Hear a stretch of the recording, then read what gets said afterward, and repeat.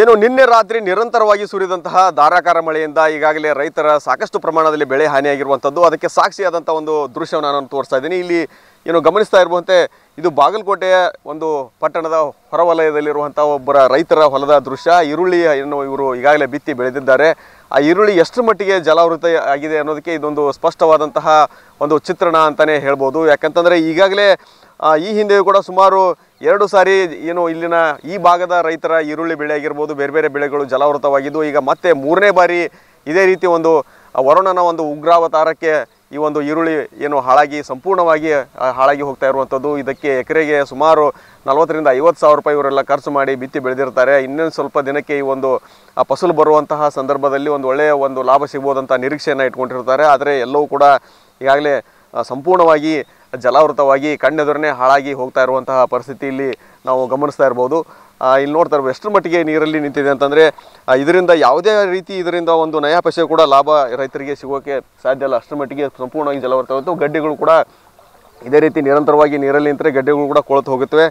ಇದರಿಂದ ಸ್ವಲ್ಪ ಕೂಡ ಪ್ರಯೋಜನ ಆಗೋದಿಲ್ಲ. ಅಷ್ಟರ ಮಟ್ಟಿಗೆ ಇದು ಹಾನಿ ಆಗ್ತಾ ಇರುವಂಥದ್ದು. ರೈತರನ್ನು ಮಾತನಾಡ್ಸೋಣ ಏನು ಹೇಳ್ತಾರಂತ. ಸರ್, ಈಗ ಎಷ್ಟು ಮಟ್ಟಿಗೆ ಹಾಳಾಗೈತಿ, ಇದು ಏನಾಗಬೇಕಂತೀರಿ ಅಂತ? ಸರ, ಈಗ ಹಿಂದೆ ಈ ತಿಂಗಳಿಂದ ಮೆಕ್ಕೆಜೋಳ ಗೊಂಜಾಳ ಹಾಕಿದ್ದೀನಿ ಸರ. ಅವಾಗೂ ಹಿಂಗಾಗಿ ಸರ, ಅವಾಗೂ ಇಟ್ಟಿಟ್ಟಾಗಿ ಅಲ್ಲೇ ಅದು ಕೊಳತು ಇದು ಆಗ್ಬಿಡ್ತು, ಕೆಂಪು ಆಗಿಬಿಡ್ತಾರೆ, ಏನೂ ಅಲ್ರಿ ಸರ. ಆವಾಗ ಅದು ಹೋಗ್ತಾಳೆ ಇದನ್ನ ತೆಗೆದು ಹಾಕ್ಬೇಕಂತ ಇದನ್ನ ಹಾಕಿದ್ದೀನಿ.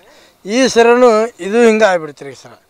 ರೈತರದು ನಮ್ಮದು ಏನೂ ಇಲ್ಲ ರೀ. ಎಕರೆಗೆ 1,20,000 ಖರ್ಚು ಆಕತ್ತೀರಿ. ಈಗೆಲ್ಲ ಖರ್ಚು ಮಾಡಾಕ ಅವಾಗಾದರೂ ಒಂದು 2-3 ಲಕ್ಷ ರೂಪಾಯಿ ಖರ್ಚು ಮಾಡಿ ಹಾಕಿರು ಗೊಂಜಾಳ ಅದು ಅಷ್ಟು ಎಲ್ಲ. ಅದು ಲಾಸ್ ಆಯ್ತು. ಮತ್ತು ಇದನ್ನ ಏನರ ಇನ್ನೊಂದು 1.5 ತಿಂಗಳದಾಗ ಬರ್ತೀವಿ ಸರ. ಈಗ ಇದು ಇಲ್ಲ, ಇದು ಇಲ್ಲೇ ಕೊಳ್ತಿದ್ದು ಹಾಳಾಗಿ ಇದು ಹೋಗ್ಬಿಡ್ತೆ. ಈಗ ರೈತರದು ನಮಗೆ ಏನೂ ಇದಿಲ್ಲ ರೀ. ಗೋರ್ಮೆಂಟ್ ಏನು ಅನುಕೂಲ ಮಾಡುತ್ತಂತೆ ಮಾಡಿದ್ರೆ ನಾವು ಉಳಿತೀರಿ. ಮತ್ತು ಇಲ್ಲಕ್ಕಂದ್ರೆ ರೈತರ ಪರಿಸ್ಥಿತಿ ನಿಮಗೂ ಎಲ್ಲರಿಗೂ ಗೊತ್ತೂ ಐತ್ರಿ ಏನು ಗತಿ ಆಗತ್ತೆ ಅನ್ನೋದು. ಸಾಲ ಸಮ ಮಾಡಿ ಹಾಕಿಟ್ಟು ಅವು ಮುಂದೆ ಏನು ಮಾಡ್ಕೊಳಕ್ಕೂ ಇದು ಇರ್ತಾವೆ ರೀ. ಹಂಗಾಗಿ ಎಲ್ಲ ಲಾಸ್ ಇದು ಆಗಿಬಿಟ್ರಿ. ಏನೂ ಮಾಡೋಗಿಲ್ಲ ನೋಡಿ ಸರ. ಈಗ ಮಳೆ ಬಂದು ಹಾನಿ ಆಗೈತಿ. ಏನು ಲಾಸ್ಟ್ ಟೈಮ್ ಅದು ಅಧಿಕಾರಿಗಳು ವಿಸಿಟ್ ಮಾಡಿದ್ರು ಹೆಂಗೆ, ಮತ್ತು ಈಗ ಪರಿಹಾರ ಕೊಡುವಂಥದ್ದು ಬಗ್ಗೆ ಏನು ಹೇಳ್ತೀರಿ?